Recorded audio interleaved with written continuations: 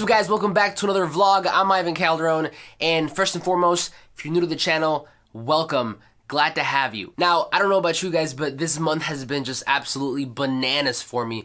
Blessed to be able to have work to do. A lot of good stuff coming that I'll definitely talk about soon, but anyway, I had a proper vlog planned for you guys that was supposed to release this past Tuesday of my experience in Miami this last weekend. Now, this past weekend I went down to Miami for Art Basel. So if you don't know what it is, pretty much it's this big, huge art festival. You have, live painters and musicians and singers and rappers and just anybody who does anything creative kind of tends to make their way there. So it kind of makes this great environment to do a lot of networking, which is the reason that I went. Now, I went down there with the homie PLVYHAUS, and you know what? I shot a couple clips. I feel like I've talked about him so much, you guys need a proper introduction, so here you go. So without further ado, friend, collaborator, and producer extraordinaire, Mr. PLVYHAUS. Yo, tell him, bro. Don't you got a channel? You got a something you want to shout out real quick? Definitely. So yeah, if y'all want to follow me, y'all can follow me. Everything PLVYHAUS. There you go. Instagram. There you go. Twitter. There you go. YouTube. Okay. Come holla at me. I'm getting stuff prepped up for 2018. So I'm not as well versed as my man right here, but we will have everything moving. I don't know where we're at, so y'all have to excuse me because I'm looking around. It's cars everywhere. Yeah, no idea. We're on the road. But we're on the road heading to Miami, so. But definitely follow the guy. He definitely puts out quality content. You guys have seen it, the samples that I've used in the channel, but yeah, we're just on the road, so. But anyway, we started to make our way down to Miami, and I started to film a vlog. I was getting some nice sequences, but as I got there, as I started to meet people and talk to people, I kind of just forgot about the camera and focused more about the experience and being in the moment. So I didn't finish it. Now, I still want to talk to you guys about the reason why I went down to Miami, which was to network, and the importance of that, not only to your brand, but ultimately to your success. Now, before we get started, just give me a second. I'm gonna grab some coffee real quick. Much better. Now, I'm sure at some point or another you've been told that if you want to succeed, you have to network. But what does that mean exactly, and how do you break that down? Now, throughout my experience, I've kind of dissected networking into 3 different levels that I want to share with you guys today. Now, by all means, this is not absolute, meaning that this is not the end-all, be-all. This is from personal experience. I'm sure other people have their input into what makes networking successful, but at the end of the day, these are my 3, I guess, steps. Now, the first one is to put yourself out there. And I'm not talking about just uploading your stuff to the internet. That should be a given. 2017, 2018, you should definitely have all your content online for people to consume, because that is one of the biggest resources that we have as producers, as engineers, as creatives. Your work should be in a portfolio online, whether that be SoundCloud or your website or BeatStars or Airbnb. A place where people can see what you can do. What I'm talking about is making sure you go out to these events, A3Cs, Art Basel, like beat camps, all these kind of things in order for you to meet the people that could potentially do something for your career. Now, we are currently in such an interesting time because right now the internet is the biggest equalizer of all time, right? And what I mean by that is that it's so easy, so accessible, especially with the cost of technology coming down, to make a song, make a beat, upload that to the internet, shoot links to people, which I don't recommend, by the way. I'll make a video about that. But you're able to distribute your music to different people without ever leaving your bedroom. The problem though is that no matter what, and I promise you this, trust me, nothing will ever get to replace a smile and a handshake that you get to have with someone in real life. The reason being is because at the end of the day, even though this is the music industry, and this works for anything, it could be the fashion industry or the restaurant business, at the end of the day, people are the ones who make decisions. So it is the people who decide if they want to open the door for you to have that opportunity or not. And at the end of the day, people tend to give those opportunities to people that they know and that they like. So for them to know you and like you, you first have to show up to these events. Now, personally, I know how hard it can be to even, walk up to people and be social and personable and not be awkward. I get it. That's definitely a skill that some people are born with. Lucky them, that definitely was not me. Personally, I had to learn that throughout the years. I remember when I was younger, in late high school, early college, I would walk into like social functions, and there would always be at least one guy or one girl who would walk in the door, confidence levels through the roof. They would walk up to a group of people, introduce themselves like it was nothing, start a conversation and carry a conversation. Everybody's laughing, having a good time. And I would always be very envious because I could not do that. And I understand, I sympathize on how that can be an obstacle for some people to go, and make these connections, go out to these events. I get it. The good news though is that even though for some people that might be one of those like the traits that they're born with, it can be learned. And take me for example, because like I said, I was never this vocal, if you consider this even to being vocal. I'm still kind of, awkward sometimes in public, but you definitely learn that throughout time. But the only way to learn that though, ironically, is to show up to these places and meet these people. At the end of the day though, you have to remember that people are the ones who hold positions of authority, who could open doors for you. So going to these events, meeting people, shaking hands, getting them, getting to know them and having them know you is a huge asset to your career.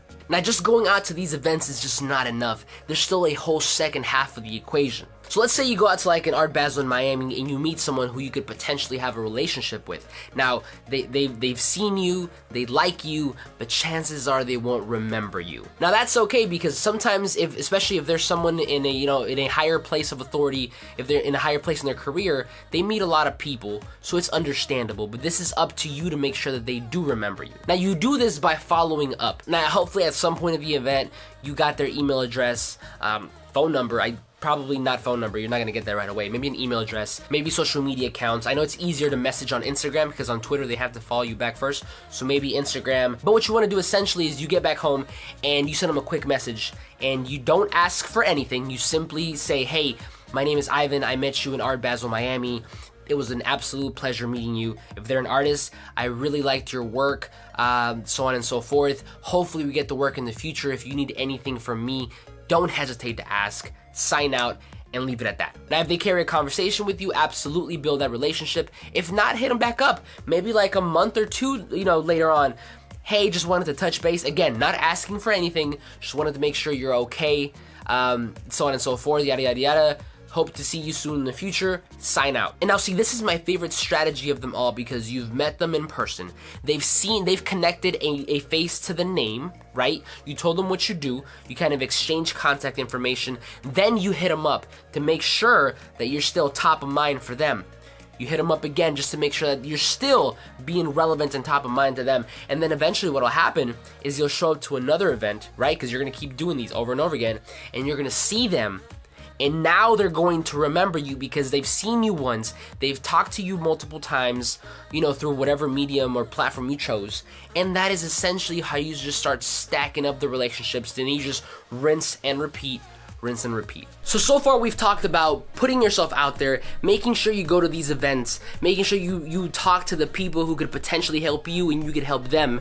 We've talked about following up to make sure they remember you next time you see them. And the last part, I would think it's kind of like common sense, but for some people, I don't know, man.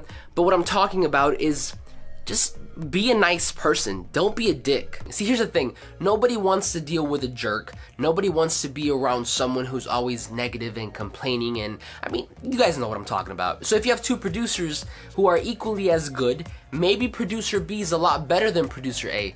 But if producer A is the nicer person, if they have a personality who's easier to get along with, a lot of times they're going to go with producer A. And that is essentially it. Now, like I said, these are not definitive steps or absolute steps. There's a whole bunch more. I mean, I've been to a couple networking seminars where they get down to like the nitty gritty of things that, phrases that you could say to people to make sure you influence them properly and, you guys kind of get on the same page. However, at the end of the day, just remember that networking is important.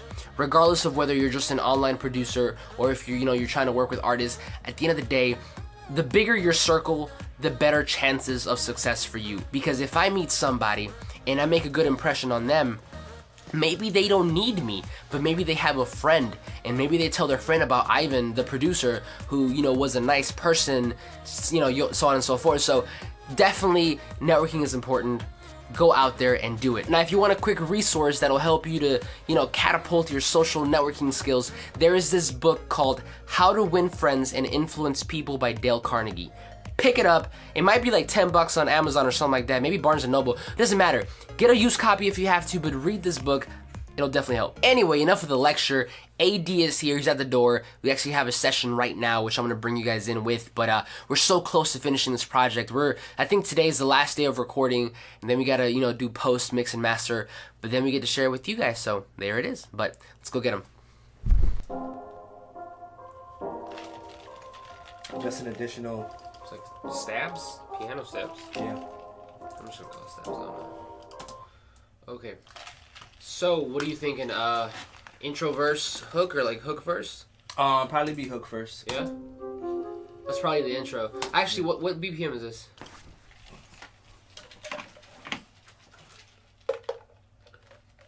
$140. 140?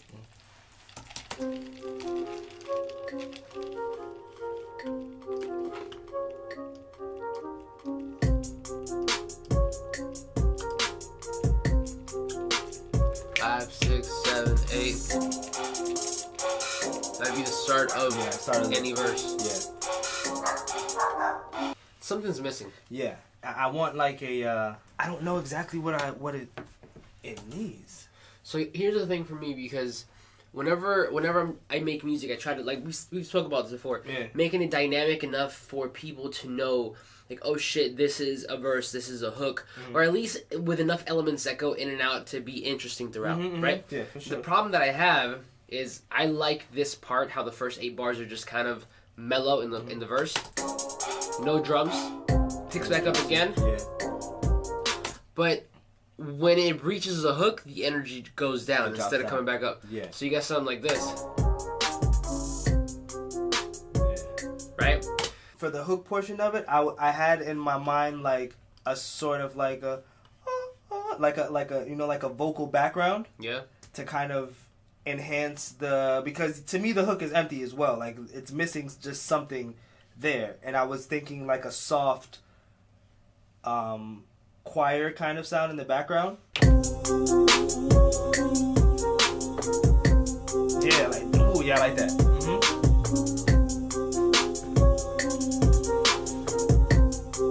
Yeah, like that. I like that.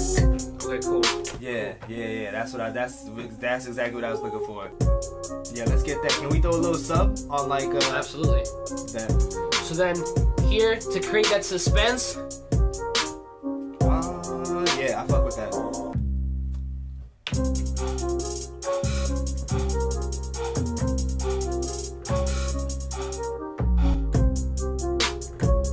Yeah, I fuck with that. What key is that? We're still in the key of A sharp minor. Okay. But the cool thing too is that like, once you tune the 808 and once you lay down this little gridlock thing, I mean, it tells you what notes to play. So I kind of went off of the choir. So it's C, C sharp, back to C, and then I usually include like a lower note. So.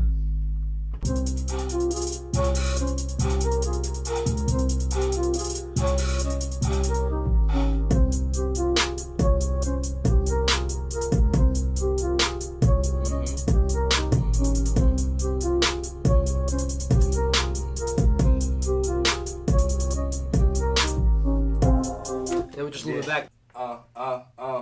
Walked in the dealer and spotted one. Bought it, I paid it in cash. Walked in the club and I spotted 2. And I'm trying to make it last. I see you looking, you thought I would. I see you looking, you thought I would. All this money like we doing numbers make them wonder what the shit been doing to me. In the mood. All this money got me in the mood. All these women got me in the mood. I see the real from a different view. I'm in the mood. Made no sense, you tell me what to do. It's the fact that we gon' never lose. I'm never slacking when I'm in the mood. That's a cool reference for me. I think that's pretty solid. Yeah. Alright, y'all, we just finished the session, and what you guys saw, we pretty much just kind of finished the beat he brought in. We wrote a reference hook because he's going to send it out to a buddy. Yes, he's going to send it back. We're going to finish the project. But real quick, bro, so this episode for today was kind of like on the importance of networking. Do you have any tips from your experience to the audience? Man, it's important to get out there and network. Talk to people, talk to everybody as much as you can, man. You miss 100% of the shots that you do not take. Facts. Absolutely. And let them know about the project real quick. RUX, December 26th. Make sure you tune in. It's going to be something special, man. I wouldn't have done it without this guy right here. We put in major work for it. I look forward to presenting it to y'all. love. There you go. There And you know go. this. Like always, like the video if you liked it, subscribe if you're not already, but I will see you guys on the next one.